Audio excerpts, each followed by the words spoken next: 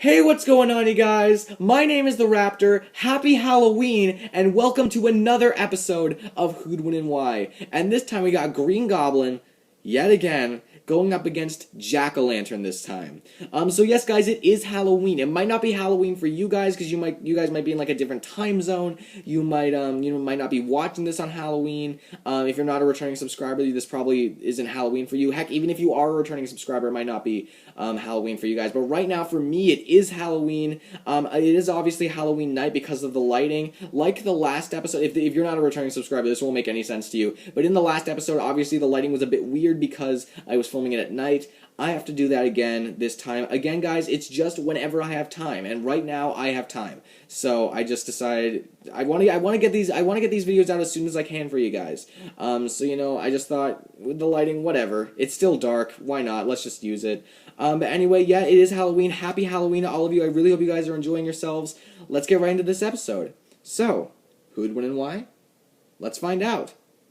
So first I'm going to talk about Green Goblin. It seems a bit tedious to talk about Green Goblin over and over and over again, especially since I had him 2 episodes ago when he fought Demo Goblin. But you know what? I'm going to talk about him again just because in case you're not a returning subscriber, and you want to know some stuff about Green Goblin, why not? Let's just go over it again. So obviously Green Goblin has the strength, speed, endurance, durability, agility, and reflexes to rival Spider-Man, and we know how often that guy fights Spider-Man. He fights him not on a daily basis, but on a very frequent basis, so that's impressive. If you can stand up to the guy that can, lift 10 tons, run 200 miles per hour, which is insane. If you multiplied that by 4, you'd be going well over the speed of sound.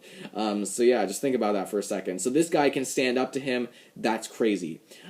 He is obviously intelligent as well. He was intelligent before he got the Goblin Serum injected into him, which is actually how he has all of his superhuman abilities. However, this Goblin formula turned him insane, but it also increased his intelligence pretty high. I would say it is off the charts. It's not to the level of like Iron Man or Mr. Fantastic, maybe not even Batman, but it's still very high. He is extremely gifted when it comes to like sciences and just like in general, like he is extremely smart in multiple fields of study. That is pretty cool. I think that's pretty cool. Green Goblin is my favorite Spider-Man villain. I do like him a lot. That's not, and spoiler alert for all my other episodes, that's not the reason why he keeps winning. It's just simply because I feel that he would win in those circumstances. I really hope you guys agree with me, but if you don't, that's fine. Anyway, so keep talking about Green Goblin. So Green Goblin has a lot of tricks up his sleeve. He has his signature pumpkin bombs. He has different kinds of like smoke. He has like grenades. He has like razor sharp throwing bats. He has a lot of stuff in his bag of tricks. There are other stuff that he has with him in his bag of tricks, but they're really not worth mentioning. I feel like they just know that he is pretty versatile, but there's just too much to remember, and they're of too little relevance just to go over. But he does have a lot of weapons and gadgets in his bag of tricks that he has with him. That bag that he has. Yeah, he has a lot of weapons in there. Obviously, it does have limited space, and he will eventually run out if he doesn't make every shot count, but he does have a lot with him. He always carries plenty with him, more than he needs, generally. He doesn't seem to run out a lot, as Spider-Man seems to keep running out of his web shooters, or webbing, I guess I should say.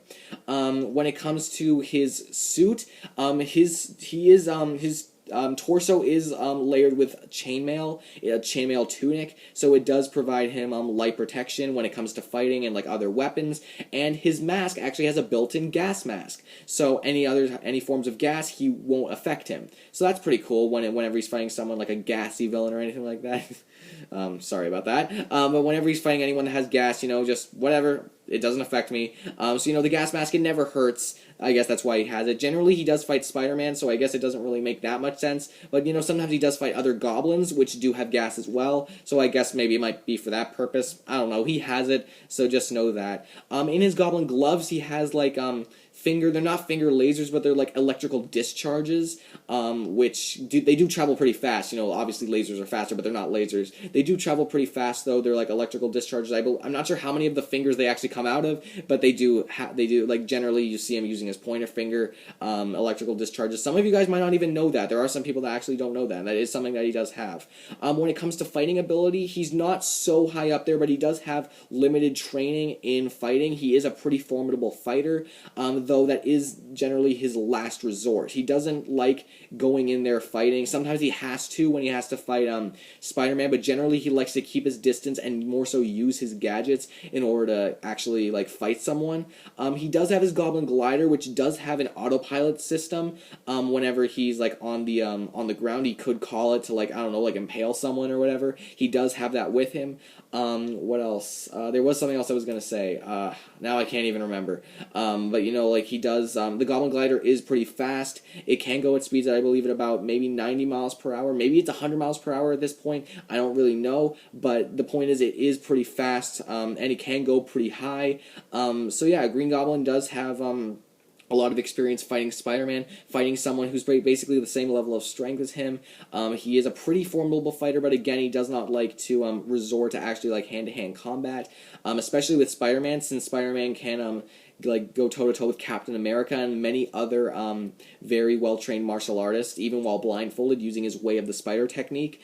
So generally, he does like to resort to his bag of tricks whenever he's going offensively, and he does have the glider.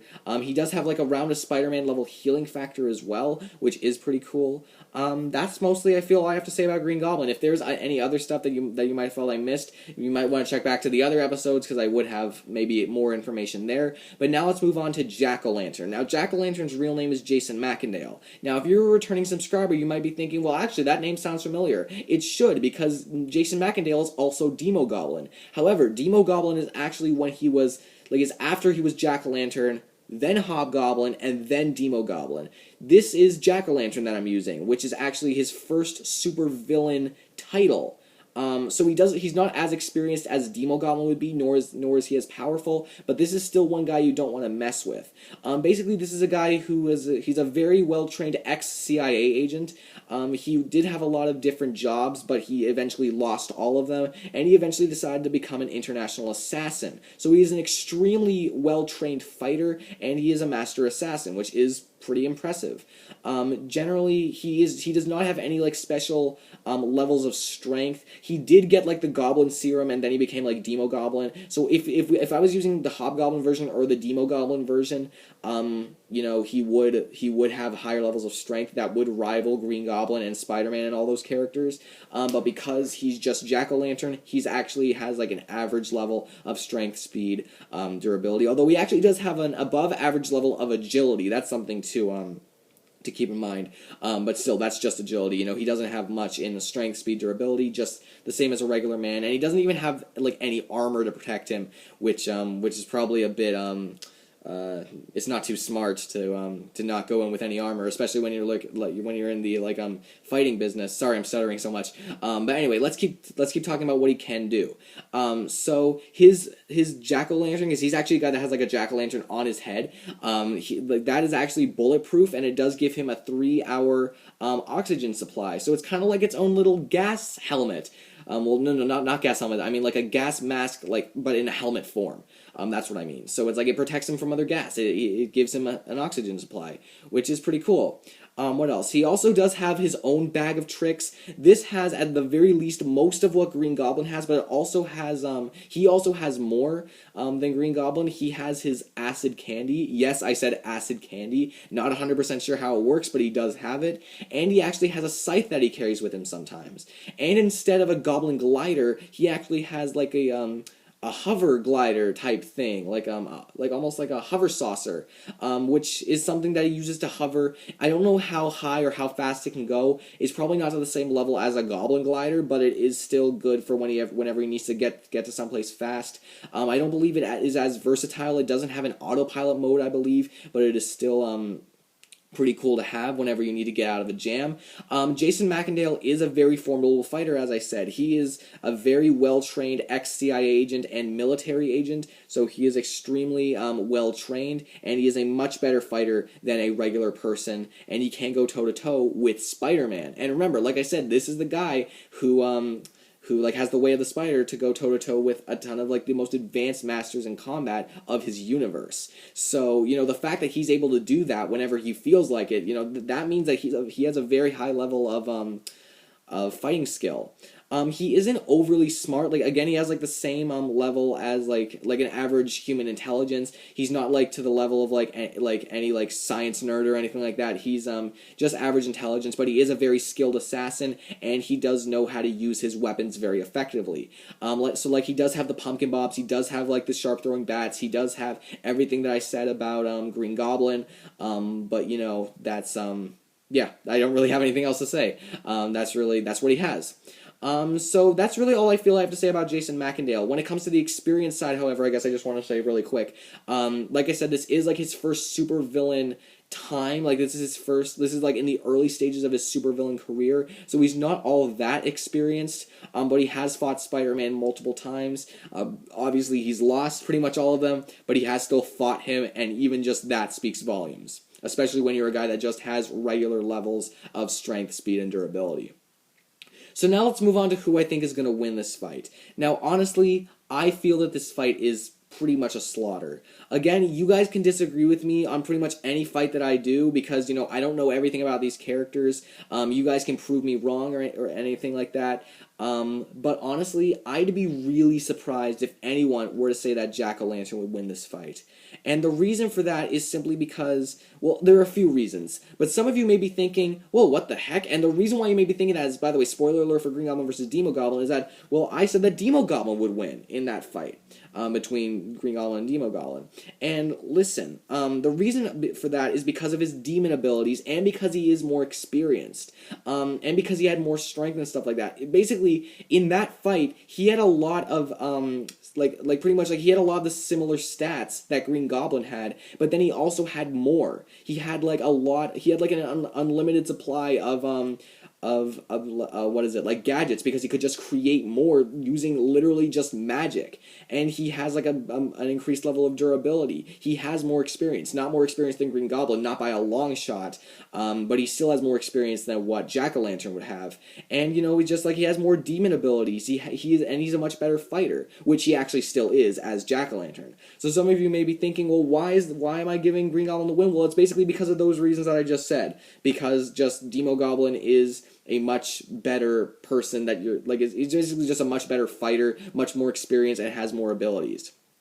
In this case, he is a lot more like a Green Goblin type character. And even though I might consider this guy to be a goblin, he does not have the strength or speed to rival Green Goblin or Spider-Man or anything like that.